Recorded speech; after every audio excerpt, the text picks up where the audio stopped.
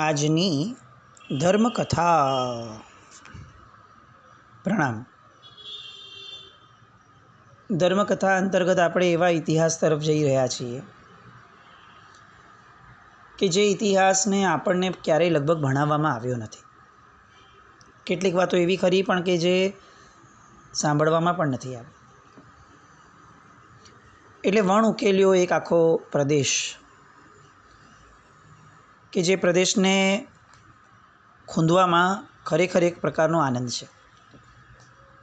ઇતિહાસ એક એવો વિષય છે કે એમાં જેટલું વિસ્તાર પમાય એટલું ને એટલું જ એ વિષય તરફનો રસ જે છે એમાં ગરકાવ થવાય. વર્ધમાન સ્વામી ભગવાનની પહેલાંની વાતો, આ જન્મ પૂર્વેની બધી વાતો અને આ વાતોની અંદરની આ કેટલીક ઘટનાઓ કે જેના ઉલ્લેખો લગભગ આપણે સાંભળ્યા નથી, આપણે વાંચ્યા પણ નથી, પણ આ ગ્રંથના માધ્યમે સમ્રાટ સંપ્રતિ યાને પ્રાચીન જૈન ઇતિહાસની પ્રામાણિકતા આ નામનો ગ્રંથ, આ ગ્રંથના માધ્યમે આપણે આ આખી વસ્તુના ઊંડાણમાં જઈ રહ્યા છીએ. ગઈકાલ સુધી આપણે જોયું કે પેલો યુવાન, તેજસ્વી યુવાન, એ અચાનક પેલા ગેટાના બાળકને, બચ્ચાને જોઈ અને એટલી કરુણાને પામે છે કે પેલા ભરવાડ પાસેથી એને એ છીનવી લે છે અને એને એકદમ પુત્રની જે પ્રેમ આપતા હોય એ રીતે એને વહાલ અને ઉષ્મા આપે છે. એને કહે છે કે તું આ બધાને, આ એટલીસ્ટ આ બચ્ચાને જીવતદાન આપી દે. અને ત્યારે પહેલો એને કહે છે કે તમે આ એક બચ્ચા માટે ક્યાં કરો છો? ત્યાં સેંકડો ને હજારો પશુઓ એ યજ્ઞની અંદરમાં હોમાઈ જવાની તૈયારીમાં છે. અને એ તરત જ પેલા તેજસ્વી યુવાન જે છે એ ગિરિવ્રજ એટલે કે રાજગ્રહી એ દિશા તરફ આગળ વધે છે. ઉત્સવની અહીંયા પૂરેપૂરી તૈયારીઓ થઈ ગઈ છે. રાજગ્રહીમાં બલિવેદીનો જે અગ્નિ છે એ મોટી મોટી રાક્ષસી જ્વાળાઓ સાથે એકદમ જ ઉભરી રહ્યો છે. નગરના રાજા સૈનિક બિંબિસાર એ પણ યજ્ઞ મંડપમાં આવીને એકદમ બિરાજમાન થઈ ગયા હતા. ચારે તરફથી વેદના મંત્રોનો ઉચ્ચાર એકદમ જોરશોરથી ગાજી રહ્યો હતો. યજ્ઞ ચાલુ છે, એમની માટેનો શુભ પ્રસંગ છે, એટલે આજુબાજુમાં વાજિંત્રો વગેરે પણ વાગી રહ્યા હતા. જે પુરોહિતો હતા એટલે કે પેલા ત્યાંના ઋષિઓ, એ પુરોહિતો વારંવાર એવો ઉચ્ચાર કરતા હતા કે આ અજ્ઞાની જીવો જુઓ કેટલો અવાજ કરી રહ્યા છે. ઘેટાઓનો આક્રંદ, બકરાઓનો આક્રંદ આ બધું સંભળાતું હતું, ચીચિયારીઓ સંભળાતી હતી. અને પેલો પુરોહિત એમ કહી રહ્યો હતો કે આ કેટલા અજ્ઞાની જીવો છે, એ લોકોને સ્વર્ગની પ્રાપ્તિ થવાની છે અને તેમ છતાં કેટલી આનાકાની કરે છે. એટલે બધાને એ પોતાની આ વાણીથી ગેરમાર્ગે દોરી રહ્યા હતા. અને આમ ક્રિયાઓ જોશપૂર્વક ચાલી રહી હતી. બધા એમની જ માન્યતા પ્રમાણેના લોકો, રાજા પણ એ જ માન્યતાની અંદરમાં રંગાઈ ગયેલા, અને બધા જ બેસી અને આ પુરોહિતની આજ્ઞાની રાહ જોઈ રહ્યા હતા કે બસ પુરોહિતજી આજ્ઞા કરે એટલે આ યજ્ઞ ક્રિયાકાંડ જે છે એની અંદરમાં આપણે આ પશુઓની બલિ આપીએ, હોમી દઈએ અને એના કારણે એમને સ્વર્ગ મળશે ને આપણને પુણ્ય મળશે. અને એવામાં અચાનક આ એક તેજસ્વી પુરુષ, યુવાન, એ પોતાના ખભે ઘેટાનું બચ્ચું લઈ અને યજ્ઞ મંડપમાં ચાલ્યું આવે છે. બધા જ આશ્ચર્યથી જુએ છે કે આ બધાની વચ્ચેથી કોણ આવી રહ્યું છે. અને એની આભા જોઈ, એનું તેજ જોઈ અને ખુદ સૈનિક બિંબિસાર જે છે એ એકદમ જ આશ્ચર્યચકિત થઈ જાય છે. એ જાણે એની આભાથી અંજાઈ ગયા હોય એ રીતે એકદમ ઊભા થઈને એના સન્મુખ ચાલવા લાગે છે. રાજા સ્વયં. બધાને આશ્ચર્ય થાય છે કે આ રાજા કેમ આમના તરફ જઈ રહ્યા છે. અને ત્યાં તો એટલી વારમાં જ આ બિંબિસાર એ યુવાનને નમસ્કાર કરે છે, પગે લાગે છે અને એમને કહે છે કે તમારું આ મુખનું તેજ જે છે એ જોઈને ખરેખર હું દ્રઢપણે એવું માનતો થઈ ગયો છું કે આપ કોઈ યોગીરાજ છો. પધારો, આપને મારા કોટિશઃ વંદન હો. હે મહાપુરુષ, આપ આ ઘેટા સાથે અહીં પધાર્યા છો તો ચોક્કસપણે એનું કોઈ કારણ હશે જ. મને એ પ્રયોજન આપ સમજાવો. અને આપે જે અહીંયા પધારી અને મારે આ કાર્યક્રમને, મારા આ યજ્ઞને વધુ શોભાન્વિત બનાવવા માટેનો જે આપે આ પુરુષાર્થ કર્યો છે એ માટે હું આપનો ઘણો આભારી છું. અને ત્યારે પેલા તપસ્વી યોગીરાજ જેવા દેખાતા એ યુવાન, એના મોઢામાંથી શબ્દો નીકળે છે. રાજન, જરા મારા શબ્દોને એક ચિત્તે શ્રવણ કરજે, એનું મનન કરજે, અને પછી તારા આત્માને જે યોગ્ય લાગે ને એ રીતે તું વર્તજે. જો હું અને તમે, આપણે બધા જ આ જગતના ઘેટાઓ છીએ. આ સભા પણ છે ને એ પણ ઘેટાનું ટોળું છે. આપણે બધા જ ઘેટાઓ, અને છતાંય એક પણ ભરવાડ નથી. અને એના કારણે આ જે અજ્ઞાન છે આપણા બધાના મનની અંદરમાં, એના કારણે આપણે આમ તેમ રખડવું પડે છે. જે રીતે આ નિર્દોષ ઘેટાના ગળા ઉપર છરી મુકાય તો એ બે એવું કરીને પોતાનો બચાવ કરે છે, એવી જ રીતે આ અજ્ઞાન મનુષ્યરૂપી મોટા ઘેટાઓ પણ જ્યારે જ્યારે મરણ આવે છે ત્યારે ત્યારે એમાંથી રડી રડી અને છૂટવા માટે પ્રયત્ન કરે છે. તને એવું લાગતું હશે રાજન કે આ બધા પશુઓ તો અણસમજુ છે. કદાચ તને એવું સમજાવવામાં આવ્યું હશે, તમારા મગજની અંદરમાં કદાચ આવું ભરાવવામાં આવ્યું હશે કે આ બધા પશુઓ તો અજ્ઞાનીને અણસમજુ છે. પણ તારી આ માન્યતા ભૂલ ભરેલી છે. એક વસ્તુ મને કહે, કોઈ 30 વર્ષનો યુવાન વયનો પુરુષ હોય, એના બધા જ અવયવો અપંગ છે, એટલે કે એને મુખ છે પણ વાચા નથી, ખભા છે પણ હાથ નથી, પગ જાંઘ છે પણ પગ નથી, પણ શરીર ઉપર એકદમ મજાનું તેજ છે. હવે આવો કાંતિવાન નવયુવાન, એ યુવાનના શરીર ઉપર આવી રીતે છરીથી અથવા કુહાડીથી ઘા કરવામાં આવે તો એ યુવાન સમજુ પણ છે, જ્ઞાની પણ છે, તેમ છતાં આવા નિર્દયતાથી એના ઉપર થતા આ હુમલાને શું એ અટકાવી શકે છે? એનો વિરોધ કરી શકશે? કે પછી એવો દુર્ભાગી આત્મા છે કે એને આ બધું અસહ્ય વેદના સાથે સહન કરવા સિવાય અને આક્રંદ કર્યા સિવાય એની પાસે બીજો કોઈ રસ્તો જ નથી. એ આમને આમ આ વેદનાઓ સહન કરતાં કરતાં મૃત્યુને પામી જશે. તો પછી હે મગજપતિ, તું મને એવું કહે કે પેલો અપંગ પુરુષ, એના એ જે મૃત પામેલું કલેવર છે એનું તે, અને આ ઘેટાઓ, આ બેમાં તને શું ફરક દેખાય છે? આ ઘેટાઓને વિકલ અવયવો છે, એને વાચા નથી, એટલે એ વિરોધ કરી શકતા નથી. એની પાસે એવા શક્તિશાળી હાથ પગ નથી કે જેના કારણે એની પર જે હુમલો થાય છે એને ખાડી શકતા નથી. પણ એટલા માત્રથી શું એને વેદના નહીં થતી હોય? એ અપંગ છે ઇન્દ્રિયોથી, એટલા માત્રથી શું એને દુઃખની અસહ્ય વેદના નહીં થતી હોય? આવો પ્રશ્ન એ યુવાન એમને બહુ જ સાહજિક રીતે મૂકે છે. જીવોના અજ્ઞાનને સમજવામાં તમે ભયંકર ભૂલ કરી રહ્યા છો. એકેન્દ્રિયથી લઈ અને પંચેન્દ્રિય સુધીના તમામ જીવાત્માઓ એક જ સરખા છે. પંચેન્દ્રિય જીવાત્માઓમાં મનુષ્ય જન્મની પ્રાપ્તિ એ નિર્દોષ જીવોના રક્ષણાર્થે થાય છે, ઉગ્ર તપશ્ચર્યા કરવા માટે થાય છે, પોતાના દેહના દમન કરી અને મોક્ષ ગતિને પ્રાપ્ત કરવા માટે થાય છે. પણ આ રીતના કકળાટમય પશુ યજ્ઞથી કદાપી કોઈ કાળે કોઈ પાપ ધોઈ શકાતા જ નથી. જગતનું વિશ્વગણિત નિત્યક્રમ પ્રમાણે ચાલે છે, જેની અંદર દરેકે દરેક જીવે પોતાના નાના મોટા કરેલા અપરાધ અને ભૂલોનો દંડ ભોગવવો જ પડે છે.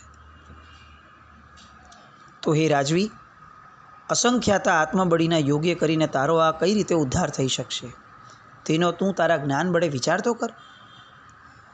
દયા એ ધર્મનું મૂળ છે અને સર્વ જીવાત્માઓ પર સરખો પ્રેમ અને સમાન ભાવ એ જ સાચો મનુષ્ય ધર્મ છે. તું તો તારા મનુષ્ય ધર્મથી પણ પતિત થઈ રહ્યો છે. આવો મારો આ ટૂંકો બોધ તારા ભલા અર્થે છે, મગધના ઉદ્ધાર અર્થે છે. સાચો હિંસામય ધર્મ એ તને સમજવા માટે છે. અને જો તને આ બધું સમજાતું હોય તો તત્ક્ષણ યજ્ઞ બંધ કર અને સેંકડો હજારો પશુઓને બંધન મુક્ત કરી અને અભયદાન આપ, એમને પ્રેમ આપ. ફક્ત સૈનિક નહીં, ત્યાં બેઠેલા સેંકડો લોકો એ આવી પ્રભાવશાળી વક્તૃત્વની અસર નીચે છવાઈ ગયા. આખી સભા આ જાદુભર્યા શબ્દોથી સ્તબ્ધ બની ગઈ છે. બધાનું મન કરુણાથી વ્યાપ્ત થઈ રહ્યું છે, પણ ઓલો યજ્ઞકાંડ કરાવતો જે પુરોહિત છે એની આંખો લાલ થઈ રહી છે. એ સ્ખલિત કરવા માટે એ ધારાને તરત જ કહે છે કે રાજન, તમે શું વિચાર કરો છો? ચાલો પશુઓને લાવો, પશુઓને લાવો. આવો જોર જોરથી પુકાર કરી રહ્યો છે. પણ આ બાજુ યોગીરાજના આ શબ્દો એ મગધપતિ નરેશને પ્રભુની આજ્ઞા થઈ હોય, ઈશ્વરીય આજ્ઞા થઈ હોય એના તુલ્ય સમજાવવા લાગ્યા. અને એમણે તત્ક્ષણે તમામ પશુઓને બંધન મુક્ત કરવા માટે હુકમ કર્યો. ખીલ્લાઓની સાથે બંધાયેલા એ નિર્દોષ પશુઓ એમને મુક્તિ મળી. અને આ બાજુ જે પુરોહિત હતો તે પેલા યોગી ઉપર એટલો બધો ગુસ્સે થયો કે એને ગાળોનો વરસાદ વરસાવ્યો. રાજાની આજ્ઞા હતી એટલે બીજું કંઈ થઈ શકે નહીં. એટલે યજ્ઞ પૂરો કરવા માટે છેવટે જે ફળ આદિ હતા એની પાસે, એ ફળનો હોમ કરી એનું યવન કરી અને ક્રિયાની સમાપ્તિ કરી. મહારાજાએ તરત જ કીધું, હે ત્યાગી કુમાર, આપને કોટિશઃ ધન્યવાદ છે. અમને આ જ પ્રમાણે આપના જ્ઞાનનો નિરંતર લાભ આપતા રહેશો. અને ત્યાંથી એ યુવાન એમને જવાબ આપે છે કે રાજન, મારે હજુ પરમપદની નિર્વાણ પ્રાપ્તિ અર્થેની સાધના કરવાની તો બાકી છે અને એની માટેના તપ, જપ અને પ્રવાસ ખેડવાનો છે. જ્ઞાનની પ્રાપ્તિ વગર શાંતિ નથી. જગતના દુઃખનો મોચનનો એક જ માર્ગ ઉગ્ર તપશ્ચર્યા અને મોક્ષ, અને એની માટે જ હું વનમાં જાઉં છું. આટલું કહી પેલા કુમાર રાજ્યસભામાંથી નીકળી વિંધ્યાચળની ટેકરીઓને ઓળંગી અને વૈશાલીના માર્ગે ગયા. આ એ કાળ હતો કે જે કાળમાં ધર્મના નિમિત્તે દેવી દેવતાઓને પ્રસન્ન કરવાના ઓઠા નીચે અયોગ્યતાથી લેવાતા સેંકડો અવાક પશુઓના બલિદાનથી આખું ભારત કમકમી ઉઠતું હતું. બુદ્ધિવંત બ્રાહ્મણો, જેઓ પોતાના શાસ્ત્ર અને વેદના પારંગત ગણાતા હતા, એ બધા પોતાના જ્ઞાનને સર્વોપરી સાબિત કરવા માટે આવા યજ્ઞકાંડોને સતત પ્રોત્સાહિત કરતી રાખતા હતા. અને એ જ સમયમાં જૈન ધર્મના તત્વજ્ઞાન અને સમર્થ કેવળ જ્ઞાની મુનિ મહારાજાઓ પણ એ સમયમાં વિચરતા હતા. જૈન ધર્મના અહિંસાના પરમ ઉત્કૃષ્ટ સિદ્ધાંતોને ઠેર ઠેર આવી રીતે વાવવામાં આવ્યા હતા. અને એના કારણે કાશી, બનારસ એ સમસ્ત ભારતની અંદરમાં વેદાંતવાદી સનાતન ધર્મીઓની માતૃભૂમિ ગણાતી. અને તેમ છતાં એ જ ભૂમિની અંદરમાં ગૌરવશાળી મહારાજા અશ્વસેન જેવા પ્રાચીન ઇક્ષ્વાકુ વંશના કીર્તિવંત રાજા, એમના કુળની અંદરમાં અહિંસાવાદી એવા જૈન ધર્મના 23મા તીર્થંકર શ્રી પાર્શ્વનાથનો જન્મ થયો હતો. પ્રભુના નિર્વાણ, વર્ધમાન સ્વામીના નિર્વાણના 350 વર્ષ પૂર્વે.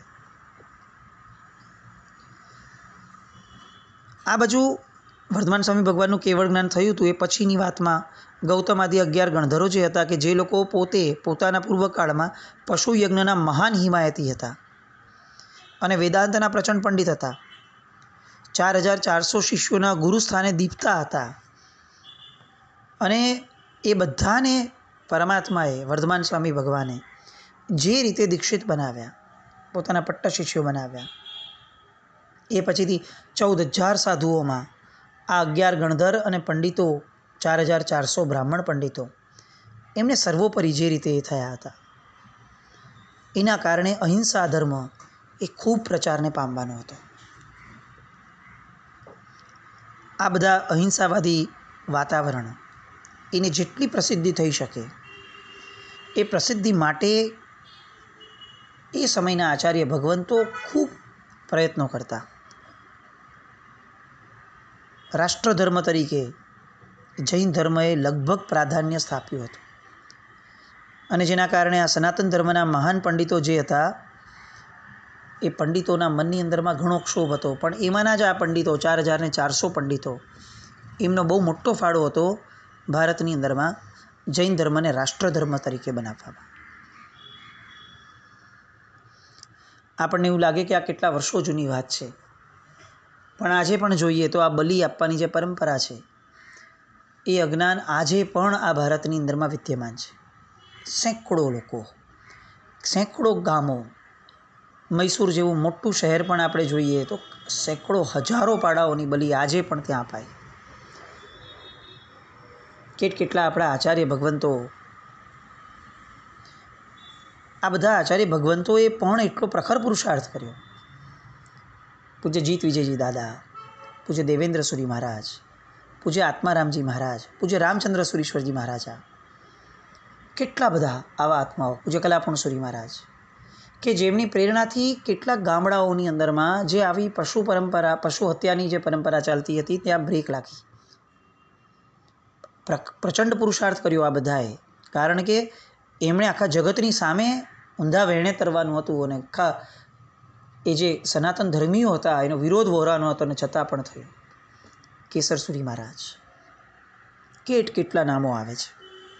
બાપજી મહારાજ, રાજનગરની અંદરની આખી પરંપરા યજ્ઞની જે હતી એ બંધ કરાવવાનું, ભદ્રનું જે મંદિર છે અત્યારે ત્યાંનો આખો એ પ્રચંડ પુરુષાર્થ બાપજી મહારાજે પણ કર્યો. રામચંદ્ર સુરી મહારાજ સાહેબે કલકત્તા આદિ શહેરોની અંદરમાં કતલખાનાઓ અને એની સાથે સાથે આવી પાશવી જે પરંપરા હતી બલિની એની સામે પણ અવાજ ઉઠાવ્યો અને બુલંદ અવાજે કેટલીક જીત મેળવાવી. આવા અનેક પ્રસંગો, પણ તેમ છતાં આ પ્રસંગો હંમેશા વામણા જ પુરવાર થશે. અંધશ્રદ્ધાઓ અને આવી અંધશ્રદ્ધાઓને પ્રોત્સાહન આપતા ધર્મો, જેને કદાચ ધર્મ કહેવું એ પણ શરમજનક છે. આપણે એટલે જ ધર્મની અંદરમાં આ ભેદ કર્યા. સુદેવ સુગુરુ સુધર્મ આદરો અને કુદેવ કુગુરુ કુધર્મ પરિહરો. આ વાત એટલે જ બહુ જ મહત્ત્વની કીધી. સુદેવને અને સુગુરુને અને સુધર્મને આદરવા જેટલા મહત્ત્વના છે એટલું જ મહત્ત્વનું છે કે કુદેવ કુગુરુને કુધર્મને પરિહરવા, ત્યાગવા જોઈએ. અહીંયા બિંબિસાર એને મળેલા આ કુધર્મને ત્યાગવા માટે સામર્થ્યવાન બન્યો એ તેજસ્વી યુવાનની પ્રેરણાથી. એ જે તેજસ્વી યુવાન છે એ હવે આગળ કઈ દિશામાં જાય છે, આપણે એ વાત પર આગળ વધીએ. આ પાર્શ્વનાથ ભગવાન કે જે બનારસમાં જન્મ્યા હતા એ પાર્શ્વનાથ ભગવાનના જ પછીથી પધારેલા એક આચાર્ય ભગવાન એટલે કેશી, આચાર્ય કેશીજી, કેશી સ્વામી. એ કેશી સ્વામી સાથે આ યુવાનનો ભેટો થયો. મૂળમાં આ યુવાને શ્રેણિક મહારાજાના રાજ્ય દરબારમાંથી ભયંકર પશુયજ્ઞ બંધ કરાવી અને વૈશાલી તરફ પ્રયાણ કર્યું. એ પોતે ગૃહવાસનો ત્યાગ કરીને જ બેઠા હતા કેટલાક મહિના પહેલાં. એટલે ચારે દિશામાં એ આ રાજકુમારની જે અપૂર્વ ત્યાગ વૃત્તિ છે એ પ્રશંસાને પામી હતી. શ્રેણિક જેવો રાજવી એમના ઓછાયા હેઠળ આવ્યો હોય તો હવે લોકો માટે તો આ ત્યાગી પુરુષ કેટલા બધા સેવ્ય બને.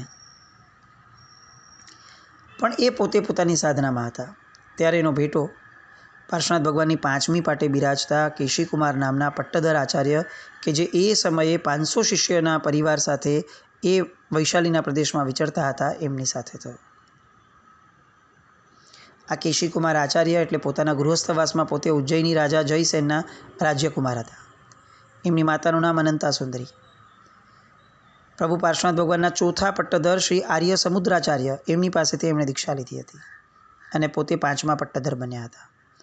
આજીવન બ્રહ્મચારી, ચારે બાજુ જનસમૂહમાં ખૂબ પ્રસિદ્ધ એમનું નામ. એ સમયે પાર્શ્વનાથ ભગવાનના સંતાનીય સાધુ તરીકે વિચરતા કાલીપુત્ર, મૈથાલી, આનંદ રક્ષિત, કાશ્યપ આ નામે 4 સ્થવિર આચાર્યો 500 શિષ્યના સમુદાય સાથે વિચરતા હતા તેઓ. અને એમના પ્રતિબોધથી વૈશાલીના રાજા ચેટક એટલે કે જે શૈનિક મહારાજાના સસરા અને ચેલણા મહારાણીના પિતા હતા, એ ચેટક, ક્ષત્રિય કુળનગરના સિદ્ધાર્થ રાજા, રાજા શુદ્ધોધન જેવા ત્યાગી કુમાર અને આ એમના પિતા કપિલવસ્તુ નગરના રાજવી એ બધા જૈન ધર્મી બન્યા હતા. ત્રિશલા આદિ રાણીઓ, ક્ષત્રિયાણીઓને પણ આ જૈનાચાર્યો ધર્માનુરાગી બનાવતા હતા. શુદ્ધોધન રાજાની રાજધાની હિમાલય પર્વતની તળેટીની નજીકના પ્રવેશમાં હતી. એટલે શાક્ય જાતિના ક્ષત્રિય તરીકે તે લોકો પંકાતા હતા અને કાશ્યપ નામનું ગોત્ર એમનું હતું. હવે એ જે શુદ્ધોધન રાજા છે, જેનો આ યુવાન બાળક તપસ્વી હતો, એનો જન્મ ઈસવીસન પૂર્વે 620 વર્ષમાં થયો હતો. ઈસવીસન પૂર્વેના. એ અતિશય લાડકવાયો હતો. કોઈ દુઃખી વૃદ્ધ કે મૃતદેહનું દર્શન ન થાય, કોઈ કંગાળ ભિક્ષુક પણ એની દૃષ્ટિએ ન પડે, એવો ચાંપતો બંદોબસ્ત એના માતા પિતાએ રાખ્યો હતો. એટલે આ યુવાન એકદમ આવી રીતે એના માતા પિતાના એ જેને કહી શકાય કે ચોકી પહેરામાં હતા. અને તરત જ એકવાર આવો પ્રસંગ થયો કે જે પ્રસંગની અંદરમાં અગ્નિ સંસ્કાર અર્થે સ્મશાન તરફ લઈ જતા એક યુવાનના મૃતદેહને જોયો અને એમને વૈરાગ્ય થયો. યશોધરા નામની ક્ષત્રિય કન્યા સાથે એમનું લગ્ન થયા જોયું હતું અને રાહુલ નામનો એમનો એક પુત્ર પણ હતો. એમનું નામ સિદ્ધાર્થ, જેને આપણે આજે ગૌતમ બુદ્ધ તરીકે ઓળખીએ છીએ. આગળ એ કેશી સ્વામીને મળે છે અને પછી શું થાય છે એની બધી વાતો રેફરન્સ સાથે.